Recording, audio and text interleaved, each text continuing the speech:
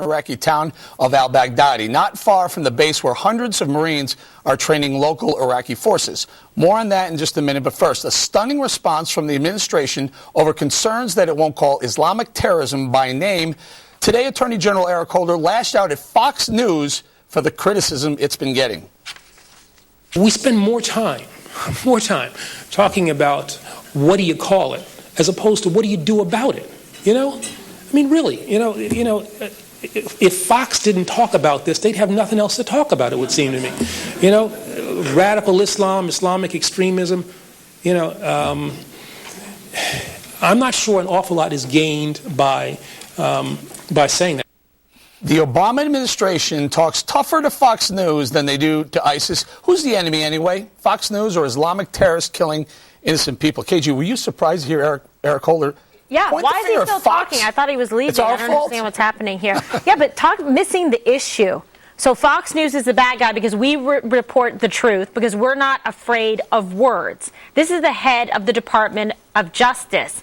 Whose team is he playing for? Why is he criticizing us instead of the bad guys, instead of the people that are beheading and burning people alive? Like, how misdirected and off base is this? It's frightening. Greg, and the media sits there and nods their head and go, oh, yeah, okay, so... Well, they agree with them. I mean, they hate Fox News because we keep kicking their ass every day in the ratings. It's not a complex defense. Didn't they know domination is in? Yes. Eric Holder keeps making the same mistake, and then he blames FNC for happening to report on it. That's the problem. But there is a reason why language is important. You had these Christians that were burned to death by ISIS.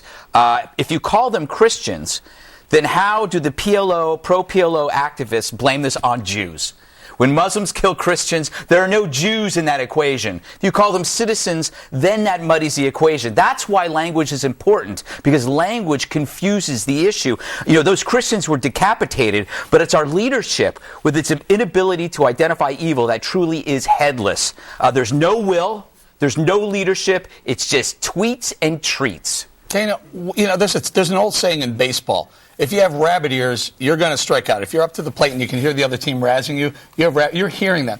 They are hearing Fox Dana knows News. that. Yeah, I mean, you don't have to explain sports analogy. Sorry about that. Come on. Rabbit ears, yes. The easiest thing to do to get under Eric Holder's skin is to just mention Fox News, and he'll go ballistic, as if every other media outlet isn't carrying their water. It's really an impressive thing for him. Can I just mention one thing, though? When he's complaining that Fox News is suggesting that they should be more clear in their language, we're not the only ones. Let me give you a quick list. Former DIA, Defense Intelligence Agency Chief Michael Flynn said the very same thing. Congresswoman Tulsi Gabbard of Hawaii, she's a Democrat. She actually fought in the war. Just last night on the record with Greta, she said the exact same thing that we've been saying. Hillary Clinton, January 21st, 2015, just a month ago, said the same thing. So did Leon Panetta. But the most important person who said it is Egypt's President Abdel al-Sisi. Mm-hmm. He's the one who said that you have to call this what it is. Mm-hmm. And so it's not just Fox News, and that's why I think Eric Holder really just and the Pope try to leave on a high note. A parting shot. Already. Parting shot. Before I leave, I'm going to take one more shot. It's not a parting shot. I don't understand why this administration consistently goes after Fox. It's like you'd think he's on the payroll here, because all it does is drive up Fox's ratings. I don't get it. You're the number 3 you're in the cabinet, you're an important person. Surely coming down on Fox News is a little beneath you, or any media outlet. I don't understand it. Look, there's a point to be made about what he's saying. Dana, correct me if I'm wrong, but even President Bush didn't really like to refer to Islamic terrorism because he didn't like to show that we're clear about, yes. Right, he didn't want to be very clear in saying there are extremists. Correct. And it was similar. Right. It was similar. How would that work out? Well, but I'll tell you this. I mean, we don't want to have the concept out there that we're at war with Islam. We're at war with people who the president, I believe, wants to say is perverting Islam. But why? By punching down a Fox But they're Islamic extremists. And all they're we're not doing is pointing Christian out, extremists. And by the way, I think a lot of people would agree with some of the things that we're reporting. Here's something else, though. This is unbelievable. The State Department, their idea of how to win the war against ISIS. Check this out. We cannot kill our way out of this war. We need, in the longer term, medium and longer term, to go after the root causes that leads people to join these groups. We can work with countries around the world to help improve their governance. We can help them build their economy so they can have job opportunities for these people. What makes these 17-year-old kids pick up an AK-47 instead of try to start a business? Job opportunities. There are no words to describe how moronic Ms. Harf's comments are. No words. It's comments like those, however, that are eroding even the liberal support for the president's strategy of no strategy. And what can we do? Can we do nothing? Can we just look at the pictures, ask what's for supper, what's on TV tonight? We all know we need a plan. We need a route that takes us to destroying ISIS because the alternative is too sick, too un-American, too unhuman. We can't see people killed like this in our face and simply flip to the sports page or the financial news or what's at the movies or who's going to win the Oscars and act like America, our country, is not being morally humiliated, because it is. Morally humiliated. When you lose the man you used to give a thrill up the leg to, you're losing the battle and the war, literally. Julie, I mean, are you still on board with this strategy of no strategy? Well, I think nobody's speaking truth to power here, because the problem is we need to actually face what we need to do to defeat ISIS. It involves a multi-decade commitment, troops on the ground, all of our manpower. You're talking about probably a 6 or 7 front war at this point in 6 or 7 different countries. And nobody... Well, because we let it go this far. And nobody on either... It's not because we wanted to go this far. No, we were in we Iraq. let it because now they've that's not gained true. We were in Iraq for 10 years. The minute we pulled out, these guys pull in. But who said to pull out, and who failed to put in place a status of forces agreement Actually, that was the Bush sufficient administration, and to provide training? But that's not the point. The point is that if we go back in, we have to stay there for decades, and nobody wants to say that. We want to talk about how we have to go back in there and kill these people. Well, killing these people requires spending decade upon decade upon decade nations building and probably but you have to do whatever it takes. Fine. You can't sit there and I have fatigue. I'm suffering from restless leg and fatigue. I don't know what to do. I don't want to go over there. I'm fine with that, but let's be honest about that. Let me bring Dana here. Now, there is a case to be made for making sure that there are opportunities within an Islamic world. However, shouldn't we stop them from killing us first? If that means killing them first and then having maybe assistance afterwards? So a couple of things. I think that the State Department press office would do very well to utilize some of the subject matter experts that are in the building that are responsible for these areas and put them out on television and let them talk a little bit more about that. I mean, they don't always need to be on television and then tweet afterwards to explain, oh, well, actually, George Bush said this, so now, after denigrating him for 8 years, now I'm going to use him as my defense. When she is talking about disaffected young people in the Muslim world that want jobs so that they don't become radicalized, you could actually make that case maybe for someplace like the 1 million refugees that have fled Syria and are now living in Jordan, okay? And they're living in camps and they're young people. The problem with her argument is that most of the people that are going over to fight with ISIS are from middle-class families, stable families, and their radicalization is happening online. And they're well-educated. First places, and also they have these things. So the first, as I learned today, the first place you go is Twitter. If you're like a 15, 16-year-old, 17-year-old kid, like, where can I learn more about this? Then they take you through, like putting gasoline on a fire. It could take days or months to completely radicalize somebody. Someone in the Taliban could never have reached a 15-year-old in America because they didn't have the technology. These are digitally successful, very smart people that are able to recruit young people. They're not looking for jobs. So, right. The State Department doesn't get that. Marie Harf thinks that we should open up car washes in Iraq and Syria and provide jobs to the evildoers, and then this problem will all go away. So the timing. The timing. Well, people are still being beheaded, burned alive, 45 people, and we're talking about job opportunities. Talking about economic motivations allows you to ignore the religious motivations. It's the most obvious answer. This is what they're doing. The jihad is not because they can't get a job at Arby's. Right.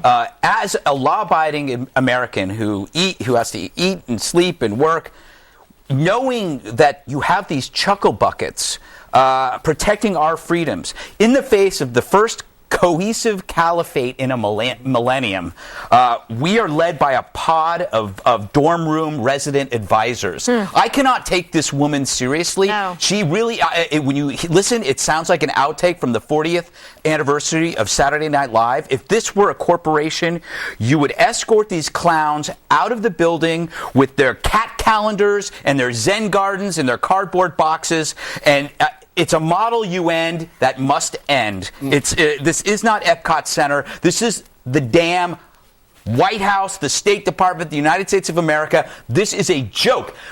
I'm sorry. When you compare evil with purpose to evil with incompetence, evil with purpose almost seems more appealing. So the new CNN poll out today said 57% of Americans disapprove of how Obama is handling the threats by ISIS. And you couple that with 4,000 troops headed over to Kuwait right now. They'll be the first to battle. And Marie Harf suggests job opportunities may be the real way we should be fighting. Yeah, send a resume builder out. She shorthanded it. Incomprehensible. No, look, she shorthanded it. She has some education and some expertise on this matter. Okay, she has a degree in Middle East studies. She worked at the CIA. She's at the State Department. The difference being that they seem to be caught in this world of talking points, and then they get themselves on television in a place where they can't actually articulate these more complicated thoughts. That's why I think they should try to find Richard Stengel, Patrick Kennedy, Tony Blinken. Where's Samantha Power? Where's Susan Rice? And put them on television. But this is, again, because I think the American people, they believe, are not ready to hear what it takes to defeat these people. And the reality is nobody on either side... Do you think they... Well, you think that they are not talking to the American people because they think we're not ready to hear it? Do you think that this president, after making a commitment when he ran to get us out of the Middle East, is prepared to go before the American people and say, hey, this is what it's going to take to defeat them. We've got to go back in. That's his job. Because this is the problem. Because I don't think the American people want to do that. They just don't. The leader of the free world, if we can still call the President of the United States that, the leader is supposed to say, I know you don't want to hear this, but I'm telling you, this is what we have to do because the consequences of us not acting are X or Y. Are great. The problem is they start with a conclusion. Their conclusion is, we don't want to send troops back to Iraq. Their conclusion is, we don't want a global war on terror. And then they work backwards. Rather than saying, we need to protect the country, here's our goal, here's our strategy, and here's how we're going to do this going forward. It's going to be unpleasant, but it's a commitment that we have to make. But the bigger problem is when you watch this, you're watching this, and you can't believe it's the United States. You can't. I know a waiter in an improv class that could pull this off better than her. I sit there and I go, how far is this country sunk? It really is like watching camp counselors putting on a Friday night, a play in front of the campfire. It's sick. You're right. It's an extremely poor choice. Let me get this, KG. Stay right there. The White House refuses to call the enemy Islamic terrorists. And get this, they won't call the beheaded Egyptians Christians. In a statement, it would only refer to them as citizens. Reaction to that from Tony Perkins and Charles Krauthammer. Listen.